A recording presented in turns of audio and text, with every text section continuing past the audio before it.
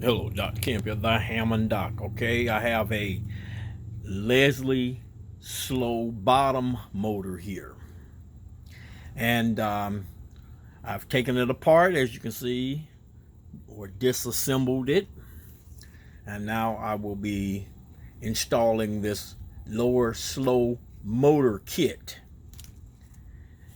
here. And once that's finished and I oil the bearings, this slow motor should run quietly and effectively. I'm looking forward to it. Let me get to work. Dr. Kemp, the Hammond Doc, on the job. Peace out.